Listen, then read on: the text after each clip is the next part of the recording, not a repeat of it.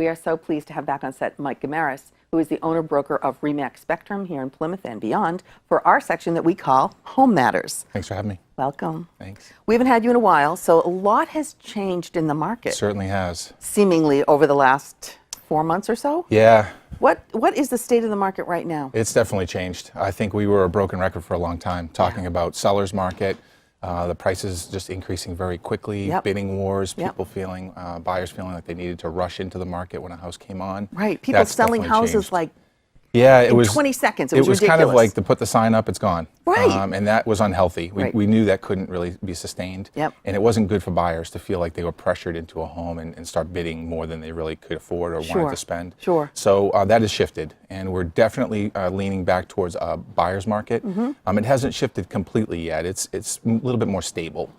We had seen price increases of 7 to 10% year over year prior, and now we're expected to see 2 to 3%, which is a much more stable market. So what caused this shift that happened? A lot of global instability. We saw interest rates were starting to increase, which was expected. It could only go up.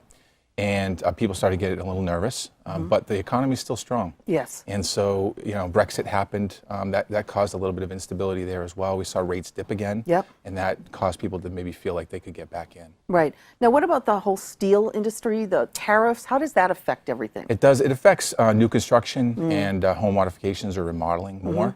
So we are definitely seeing a price increase in new construction properties, which is really causing a little bit of an issue for those homes being affordable. Right. So you're seeing new homes that may have been $650,000 to $700,000 in years past, now pushing $750,000 to $800,000. Okay, it's crazy. Yeah, Do you ever see it going in the opposite direction? The cost of goods is not going to come back. It never really does. The years we saw oil spike, we saw those materials go up because of transportation and plastics that are made from oil-based. Right. And then when the oil price came down, they didn't reset. Right. So it just continues to move up. Yeah, it never seems to go reset. It doesn't. Yeah. What is next for consumers? Consumers who are out there looking, should I buy? Is now the right time? I am a first-time home buyer. I mean, there's so many people that are still in that position of being the first-time home buyer that cannot find affordable housing. Absolutely. Talk about that. Yeah, so really what's next is them being prepared for affordability. So first-time home buyers have a lot of programs available to them to purchase a home.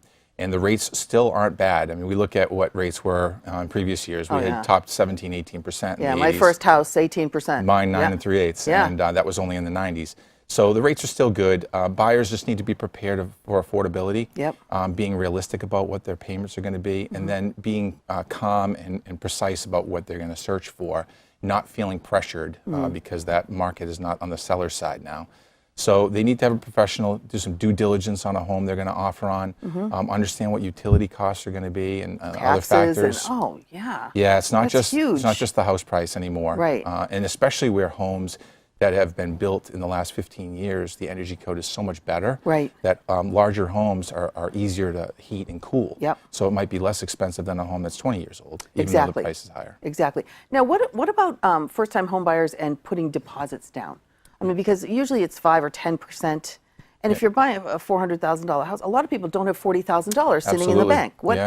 Yeah, the old feeling was the more you put down, the stronger your offer. Right. But now with the programs the way they are, there are first-time home buyer programs with 0% down again. Wow. 3% down for FHA.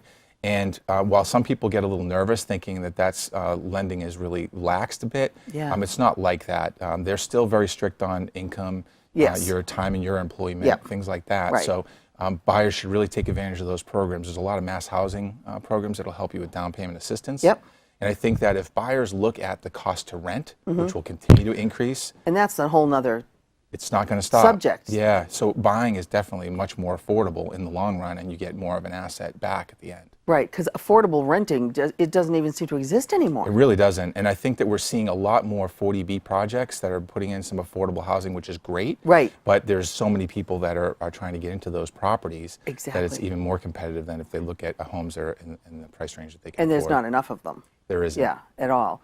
Now, what is ahead for the spring? What do people do? December, like nobody puts their house on the market in December, do they? Or January? They do. We split the market into a couple segments. So some folks have to move. Their situation, they need to change, whether it be job or whatever. So those homes will go on the market. The buyers that are looking now in the holiday season are the most serious buyers. Yep. And sellers certainly, if they want to get most for their house, want to do that, want to get their home on the market before April 1st, which is our proverbial spring market. Exactly. Because then they're going to be competing with a lot more homes at that point, and buyers will have more options. If sellers want to sell, now is a great time, and buyers can be picky. Yeah. If we see people out looking now, they're serious though, so that's a good thing. Yeah, right. Now, so really, February, March, if you want to beat the spring rush, that's the time to put your house on the market. It is, and it's hard for some folks to think that because snow is generally flying in February in our area, so they think that that's a bad time, or they think holidays because it's you know, we have the decorations up and it might not be a good time to show our property. It's really not the case. Right. If you want to put your home on the market at any time during the year, you should. You can, right. You just need to know what to expect and what buyers are out there. But definitely beat April 1st. You want to be on the market by March 1st. Okay. Now, I always wondered, the people that sell their house in the dead of winter when there's lots of snow on the ground and you can't really see what the neighborhood looks like, is that a plus or a minus to both the buyer and the seller? It is a caution for buyers. And I think that, you know, a lot of times the weather does play a major impact in how a property shows. So we joke that the best time to do a home inspection is when it's pouring rain out, because you can tell if there's any water issues. Right. The snow can hide some things, some imperfections, and that's why it's really difficult. And you want to, if you're on the buy side, give yourself some options to view the property again when the conditions are a little bit better. If you can. If you can. Yeah. That's the key. And you know, being flexible and understanding of what's going on is key as well. Right.